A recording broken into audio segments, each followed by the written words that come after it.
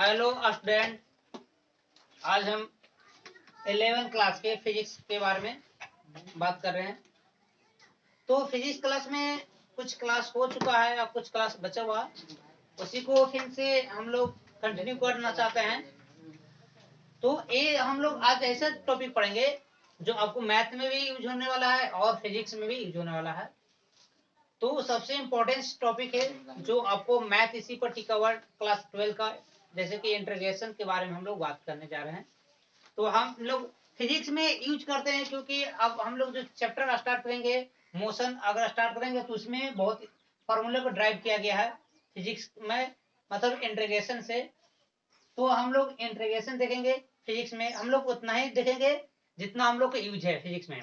Math वाला sir बहुत अच्छे से आपको समझाएंगे, बट हम भी कोशिश करेंगे कि आपको उतना समझ में आ जाए। ठीक है, तो हम लोग टॉपिक जो आपका है, टॉपिक इंटीग्रेशन हम लोग बात करें, जिसको समाकलन कहते हैं। क्या कहते हैं? समाकलन। तो समाकलन के बात करें, इंटीग्रेशन की बात करें, तो अगर एक छोटे से कंसेप्ट के आधार पर बात किए तो हम लोग देखिए ये हम लोग को क्यों पढ़ा है। देखिए ये ग्राफ अगर हम x वर्सेस y के ग्राफ अगर देखा जाए, सॉरी y वर्सेस x का ग्राफ देखा जाए, तो जो प्लॉट मिलता है, तो देखिए अगर मान के प्लॉट आपको इस तरह का कुछ प्लॉट मिला हुआ है, ये आपका प्लॉट जो है इस तरह का कुछ है। अगर इस प्लॉट का अगर बात किया जाए किस पॉइंट पर, इस पॉइंट पर इसका इंटीग्रेशन क्या होगा, मतलब कि इनका एरिया क्या होगा। एरिया निकालने की अगर बात किया जाए तो हम लोग इंटीग्रेशन की बात करते हैं। इस पॉइंट पर अगर बात किया जाए तो अगर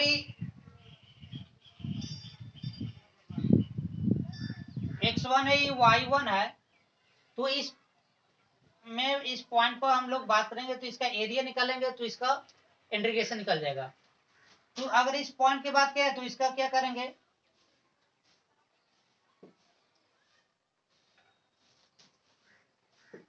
y2। तो इस तरह से इंटीग्रेशन मतलब किसी भी एरिया का एरिया निकालते हैं। किसी भी ग्राफ में जो चार्ट दिया हो उसका अगर प्लॉट का एरिया निकालें तो वो क्या कहलाएंगे, इंटीग्रेशन कहलाते हैं। तो इंटीग्रेशन क्या है कि सब अगर यहाँ तक हमको ग्राफ निकालना है तो इस सभी को क्या करेंगे, इस चार्ट, इस एरिया को एरिया 1 है, एरिया 1, एरिया 2, सब एरिया को अगर एक साथ निकालकर जोड़ दें तो आप इंटीग्रेशन कहलाएंगे। तो इसी बात को हम लोग इंटीग्रेशन में कुछ फार्मूला के मेथड से हम लोग सीखेंगे इंटीग्रेशन के बारे में। तो देखिए सबसे फर्स्ट फार्मूला की बात करते हैं।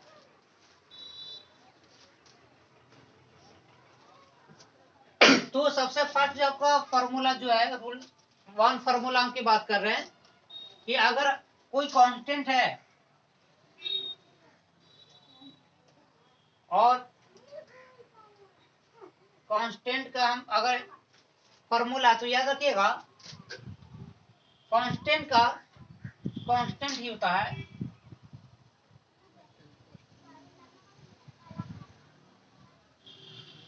ठीक है। अगर यहाँ पर dx का अगर पूछा जाए तो आपका dx का क्या होगा, x हो जाएगा। dx का क्या होता है, x हो जाता है। और फॉर्मूला जैसे जब x के पावर n है और इनका dx के अगर इंटीग्रेट करना है तो क्या करना है, फार्मूला देखिए, पहले फार्मूला को अच्छी तरह से देखिएगा। जो आपका x इसका पावर में n जोड़ेंगे, पावर जो n है उसमें एक जोड़ देना है, और जो पावर आपका है इसी पावर से जोड़ा हुआ पावर से भाग कर देना है, n+1। तो आपका ये फार्मूला तैयार हो जाएगा। ये क्या हो गया, इस तरह का फार्मूला तैयार हो गया। तो ये हम 3 फार्मूला अभी देखे कि कांस्टेंट का कांस्टेंट रहता है, और ये क्या है कि अगर dx का निकालना है तो x होगा, और क्या होगा, x के पावर n है और dx के साथ इंटीग्रेट करना है तो क्या होगा फार्मूला, x के पावर n+1 अपॉन n+1। अब देखिए तो यहाँ पर हम लोग कांस्टेंट के रूप में सी लगा रहे हैं। तो इंटीग्रेट भी दो टाइप का होता है, एक डिफिनिट होता है, एक होता है इनडिफिनिट। तो हम लोग अभी देख रहे हैं इनडिफिनिट के बारे में अच्छी तरह से देख रहे हैं कि जो फॉर्मूला जो हम लोग है तो इनडिफिनिट दो तरह का होता है, इनडिफिनिट एक होता है डिफिनिट। तो दो तरह के इंटीग्रेट, तो हम फर्स्ट में इनडिफिनिट इंटीग्रेट की बात करें जो है यहाँ पर कांस्टेंट के रूप में सी दे रहे हैं, सी दे रहे हैं, ये डिफिनिट सॉरी नहीं, ये जो सी लगा रहे हैं तो इनडिफिनिट है। जब डिफिनिट बनाएंगे तो उसमें हम लोग सी की जरूरत नहीं पड़ेगा। तो इस तरह का फार्मूला है और फार्मूला से रिलेटेड करते हैं बात। अब देखिए यहाँ पर, अब देखिए एग्जांपल इसको पहले देख लेते हैं। देखिए तो आपके पास यहाँ 2x है और dy dx इसका इंटीग्रेट करना है।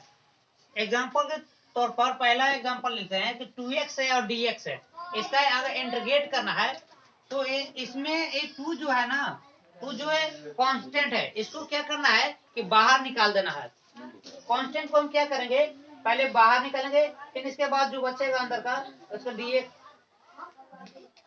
अब देखिए कि इस x के ऊपर कुछ नहीं होगा तो पावर 1 होगा, कुछ नहीं हो तो पावर क्या होगा 1 होगा। इस पावर 1 के कारण देखिएगा अगर इंटीग्रेट करेंगे इसका तो देखिएगा 2 और x वाला पावर, देखिए पावर वाला n पावर है तो n जगह पर 1 2 3 4 5 जो भी रखना है। तो अगर 1 है तो क्या करेंगे x के पावर 1 प्लस 1 अपॉन 1 प्लस 1 करेंगे तो 2 x के पावर 2 अपॉन 2, 2 2 कैंसिल हो जाएगा। तो x के पावर मतलब 2 प्लस c हो जाएगा इंटीग्रेट करके। तो इस तरह से हम लोग निकालते हैं। अगर तो इस तरह से हम लोग इंटीग्रेट करते हैं। तो अब थोड़ा और डिफिकल्ट सवाल देखते हैं, ये बहुत इजी था सवाल।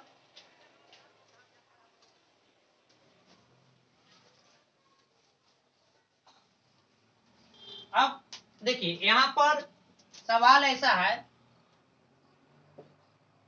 सवाल नंबर 3 जो है यहाँ पे कुछ ऐसा दिया है,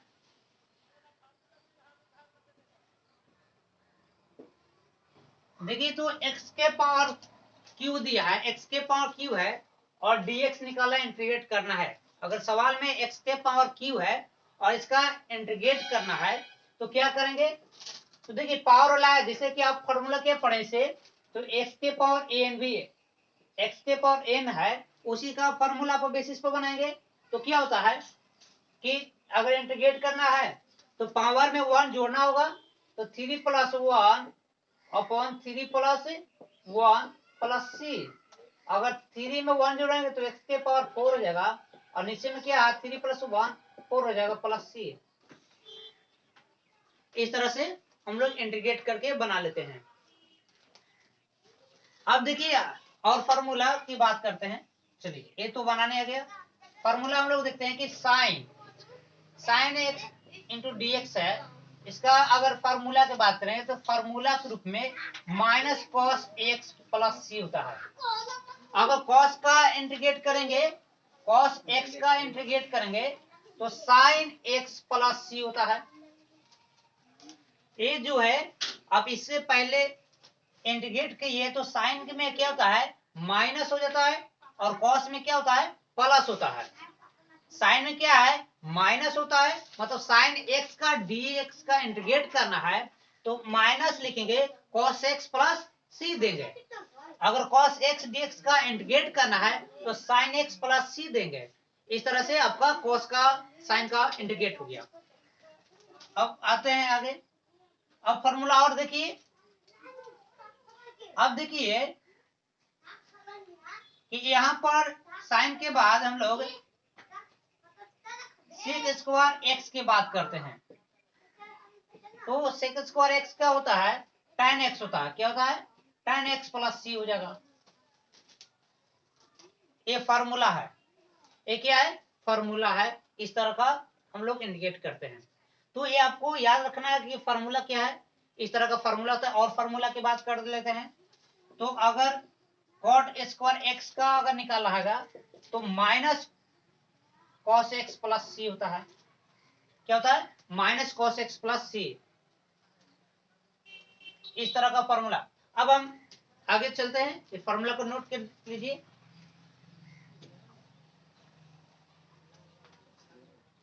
ठीक है,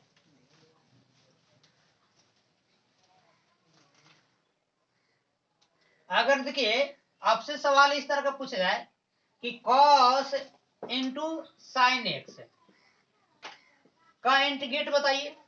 कहता है कि कॉस इंटू साइन एक्स का अगर इंटीग्रेट करना है, अब गुना में है, क्या में है? गुना में है। Cos cos x into sine x का अगर इंटीग्रेट करना है इस टाइप का, क्योंकि हम लोग को ऐसा ही सवाल को बनाना है जो फिजिक्स में काम के, मतलब हम लोग उतना ही मैथ 16 चीज पोर्शन को पढ़ेंगे, इंटीग्रेशन का उतना ही पार्ट पढ़ेंगे जो आपको क्या हो, फिजिक्स में यूज हो, अप्लाई कर सकें। ठीक है, इसका एप्लीकेशन आसानी से कर पाए अगर जब फिजिक्स में बात किया जाए तो हम लोग देख रहे हैं कि cos x into sine x है।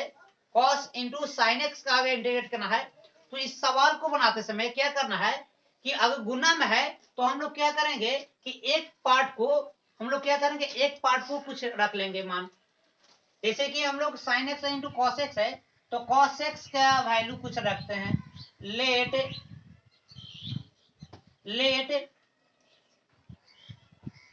cos x equal to y. cos x equal to क्या करेंगे, y ले लेंगे और क्या करेंगे, दोनों बोथ साइड क्या करेंगे कि बोथ साइड डी वाई बटे डी एक्स कर लेंगे, डी वाई बटे डी एक्स, मतलब कि हम लोग डिफरेंशिएशन कर लेंगे इसका दोनों साइड का। तो लिखेंगे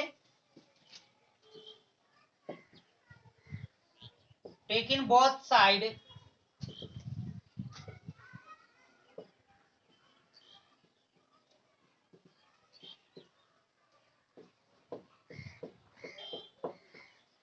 एक्स के रिस्पेक्ट में इसका क्या अवकलन कर लेते हैं, मतलब डी वाई बटे डी एक्स निकाल लेते हैं। तो कॉस का डी वाई बटे डी एक्स निकलेगा तो साइन माइनस साइन होता है और क्या डी वाई बटे डी एक्स हो जाएगा।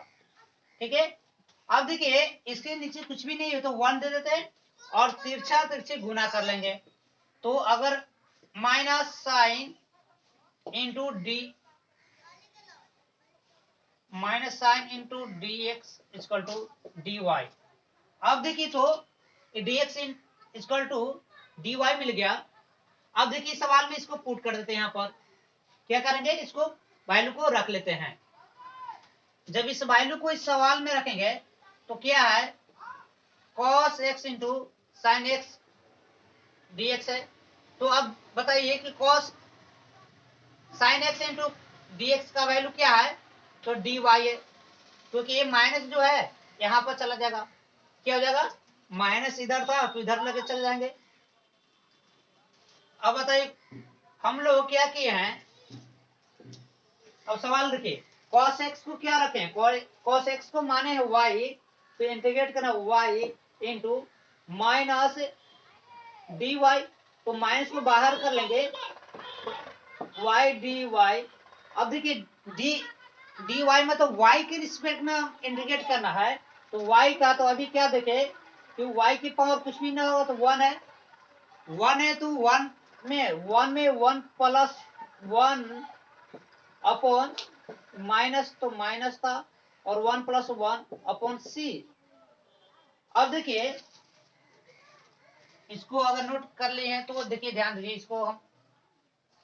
अब देखिए यहां पर क्या हुआ, माइनस वाई 1 प्लस 1 का मतलब 2 प्लस सी।